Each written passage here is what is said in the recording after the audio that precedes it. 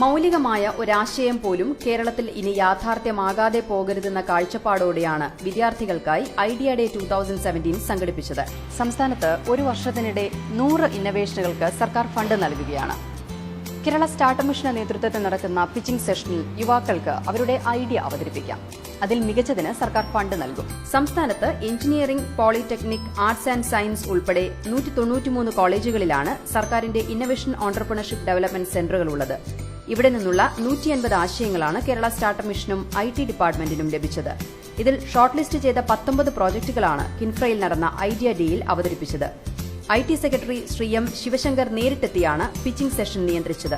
Government അതിന്റെ startup മിഷന്റെ ബഡ്ജറ്റിൽ പുതിയ ആശയങ്ങൾ അതിന്റെ ഒരു പ്രോട്ടോടൈപ്പിലേക്ക് കൊണ്ടുപോകുന്നതിനും പ്രോട്ടോടൈപ്പിലേക്ക് എത്തിയ ആശയങ്ങൾ കമേഴ്സ്യൽ പ്രൊഡക്ഷന് വേണ്ടിയിട്ടും ധനസഹായം അനുവദിക്കുന്ന ഒരു പ്രോഗ്രാം അനൗൺസ് ചെയ്തിട്ടുണ്ടായിരുന്നു. അതിൻ്റെ അടിസ്ഥാനത്തിലൊരു ഇവാലുവേഷൻ നടത്തി ഇത്തരത്തിൽ ഹെൽപ്പ് ചെയ്യാൻ കഴിയുന്ന സ്റ്റാർട്ടപ്പുകളെ കണ്ടുപിടിക്കുക എന്നുള്ളൊരു പ്രോസസ്സ്.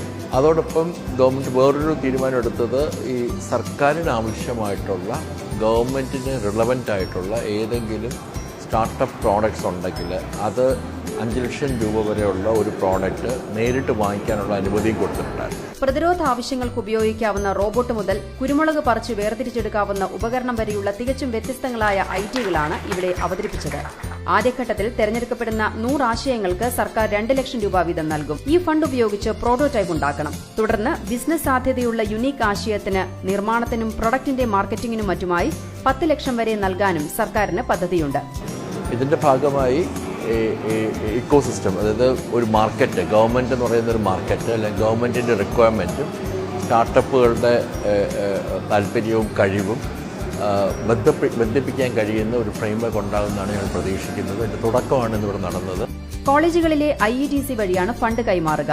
എഞ്ചിനീയറിംഗ്, പോളിടെക്നിക്, മറ്റു കോളേജുകൾ എന്നിവിടങ്ങളിലെ മിടുക്കരായ വിദ്യാർത്ഥികൾക്ക് മികച്ച ആശയമുണ്ടെങ്കിൽ പഠനത്തോടൊപ്പം ഓൺട്രപ്രണർ ആകാനുള്ള സ്വപ്നതുല്യമായ അവസരമാണ് കേരള സ്റ്റാർട്ടപ്പ് മിഷനും IT ഡിപ്പാർട്ട്മെന്റും ഒരുക്കുന്നത്. Kerala startup mission CEO doctor Sajeev Gopinath, മുൻ CEOയും free and open source software ഡയറക്ടറുമായ ഡോക്ടർ ജയശങ്കർ പ്രസാദ് എന്നിവരും പിച്ചിങ്ങിന് നേതൃത്വം നൽകി.